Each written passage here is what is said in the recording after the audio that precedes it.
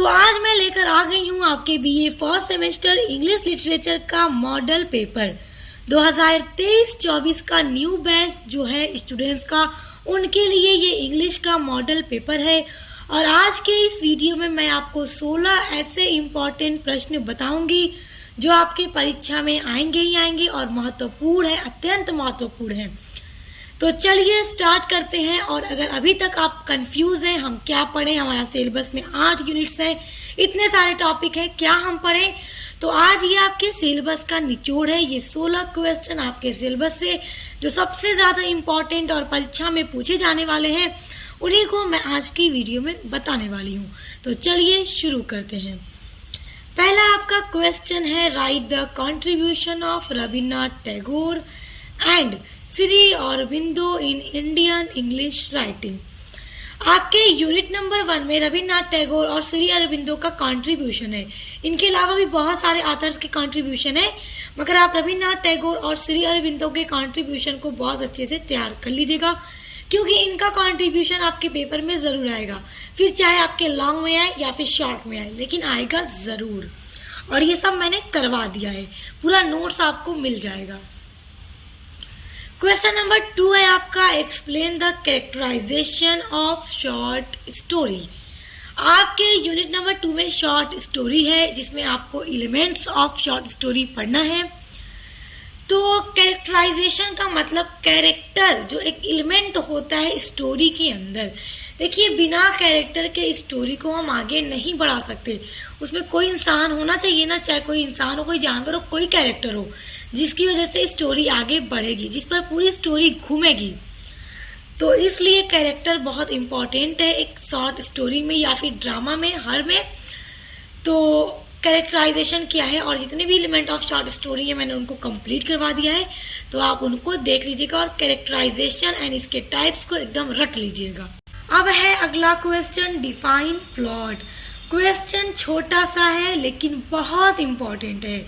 देखिए, प्लॉट क्या है ना, ये अक्सर एग्जाम में आता है और ये वेरी शॉर्ट में ही आएगा। वेरी शॉर्ट में आएगा तो आपको बस 50 शब्दों में लिखना होगा। ये कभी आपके लॉन्ग में नहीं पूछेगा, हमेशा शॉर्ट में पूछेगा। और मैंने पूरा एकदम अच्छे से पढ़ा दिया है आपके यूनिट्स में, प्लॉट क्या है, प्लॉट कितने तरह के, प्लॉट में कितने इवेंट्स होते हैं, सब कुछ करवा दिया है, नोट्स पूरा दे दिया है आपको, अच्छे से पढ़ लीजिएगा। मैं आपको डिस्क्रिप्शन बॉक्स में लिंक दे दूंगी। अगला क्वेश्चन है, write a short essay on formal essay. Formal essay क्या है? एक टाइप ऑफ प्रोज है। तो वो होता क्या है?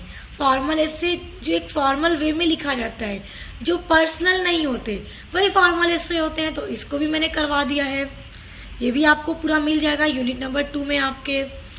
अगला है, what is the difference between memoir and travelogue.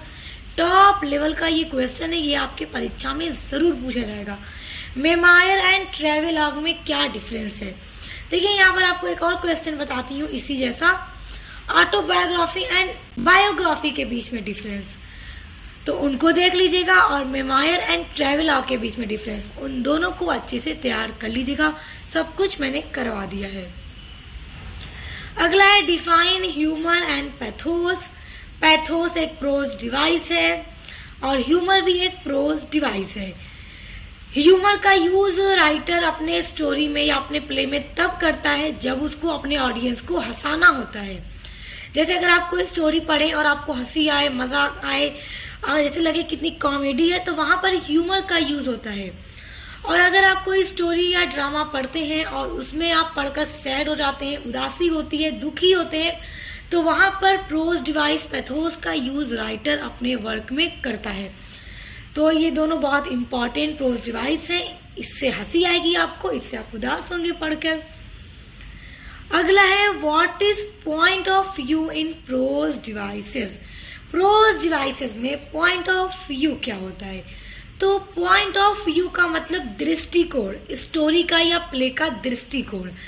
जैसे आप कोई स्टोरी पढ़ रहे हैं और इसमें जो नरेट कर रहा है स्टोरी को, जो उसमें कैरेक्टर है, वो अपने ही स्टोरी को बता रहा है, तो वहां पे अपने लिए आई का यूज करेगा, क्योंकि वो अपने स्टोरी को बता रहा है। तो आई जब यूज करेगा तो मैं कहकर वो अपने स्टोरी को बयां करेगा।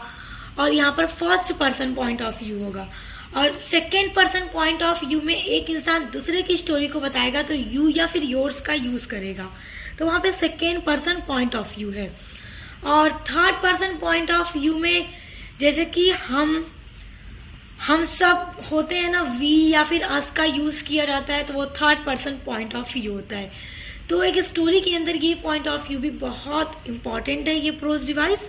तो इसको भी मैंने कंप्लीट करा दिया। जब आपको अपनी यूनिट्स पढ़ेंगे ना, तो उसमें जितने भी टाइप हैं सब आपको एक ही वीडियो में मिलेंगे। अगला है define the term sentence pattern. अब देखिए, सेंटेंस का मतलब ही वाक्य होता है और उसका पैटर्न बनाना। तो इसी से आप याद कर लीजिए कि सेंटेंस पैटर्न क्या है, और ये जरूर आ जाता है define the term sentence pattern, या फिर what do you mean by sentence pattern, फिर या फिर व्हाट इज सेंटेंस पैटर्न, किसी तरह से भी प्रश्न पूछ सकता है। तो सेंटेंस पैटर्न का मतलब राइटर जो है सेंटेंस को, वर्ड्स को अरेंज करता है ग्रामेटिकली, जिसमें ग्रामर के रूल रेगुलेशन को फॉलो करके वर्ड्स को अरेंज करता है कि किस तरह से वो अपनी स्टोरी या प्ले को लिखेगा। तो वही सेंटेंस पैटर्न होता है, यानी कि शब्दों को अरेंज करना। तो ये सारे क्वेश्चन बहुत इंपॉर्टेंट है और ये आपको एग्जाम में देखने के लिए मिलेंगे ही मिलेंगे, इसलिए इन सभी को तैयार कर लीजिएगा। आपका अगला क्वेश्चन नंबर है 9, और ये क्वेश्चन आपका बहुत ज्यादा इंपॉर्टेंट है, टॉप लेवल का ये क्वेश्चन है, और ये आपके सेक्शन बी में आपसे पूछ सकता है। देखिए क्वेश्चन है, write a character sketch of sir Roger. आपके सिलेबस में एक एस्से है सर रॉजर एट चर्च, तो उसी में एक आदमी है, कैरेक्टर है सर रॉजर। तो ये बहुत अच्छे इंसान हैं, ये चर्च में लोगों को बुलाते हैं और चर्च की अपने खुद के पैसे की डेकोरेशन कराते हैं, लोगों को प्रेयर्स करना बताते हैं, सारी चीजें आप पढ़िएगा। इनका कैरेक्टर बहुत अच्छा है और ऑलरेडी वीडियो इस पर अपलोड है, तो आप सर्च करेंगे मेरे चैनल में, देखिएगा, आपको मिलेगा character sketch of sir Roger, तो आप उसको अच्छे से तैयार कर लीजिए। अगला क्वेश्चन है, give the summary of essay of studies. ये आपके लॉन्ग में आपसे पूछ सकता है। आपके सिलेबस में फ्रांसिस बेकन का एक एस्से है ऑफ स्टडीज, जिसमें उन्होंने पढ़ाई को लेकर अलग अलग चीजें बताई हैं, पढ़ाई कैसी होती है, किस तरह के लोग, कैसे कैसे लोग होते हैं, पढ़ाई को किस एंगल से देखते हैं, और पढ़ाई करने का क्या तरीका है, क्या पर्पस है, सारी चीजें। तो इसकी समरी जो है मैंने करवा दिया है, और इसका क्रिटिकल एप्रिसिएशन भी मैंने करवा दिया है, तो आपको सब मिलेगा मेरे चैनल पर, तो आप उसको पढ़ लीजिएगा। देखिए, आपको सभी क्वेश्चन के आंसर मेरे चैनल पर मिलेंगे, तो आपको मैं डिस्क्रिप्शन बॉक्स में लिंक दे दूंगी, आप लिंक पर विजिट कीजिएगा। अब देखिए अगला है, write a notes on A G Gardiner as an essayist.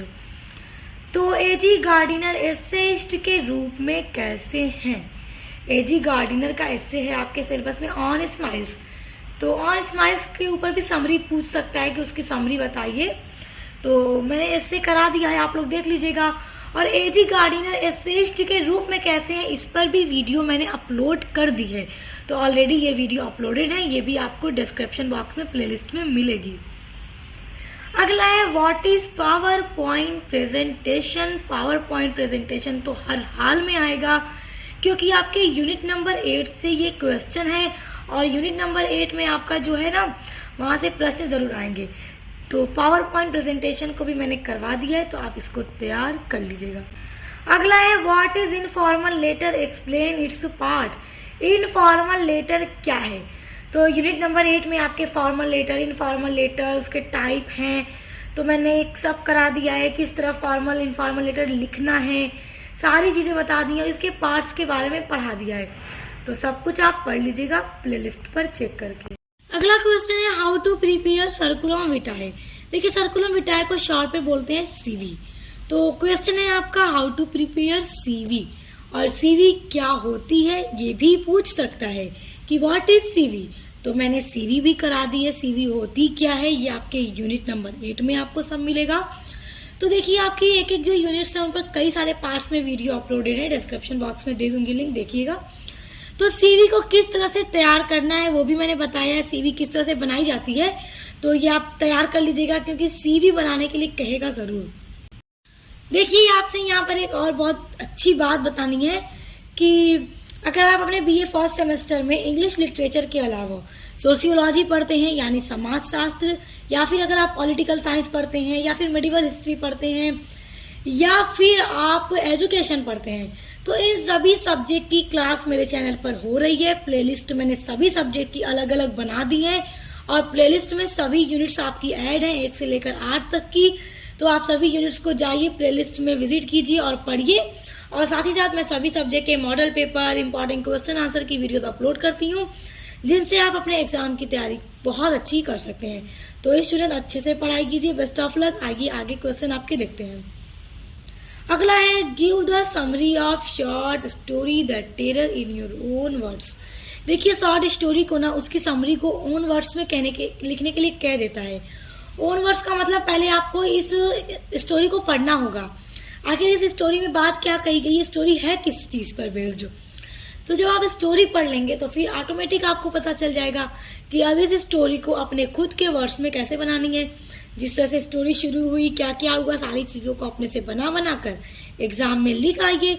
और इस तरह का क्वेश्चन सेक्शन बी या सी में आता है, तो लॉन्ग तैयार कीजिएगा इसको। अगला है right the main characteristics of autobiography. इसको भी मैंने करवा दिया है कि ऑटोबायोग्राफी के चीफ मेन कैरेक्टरिस्टिक्स क्या हैं। तो ये जरूर आएगा आपके पेपर में।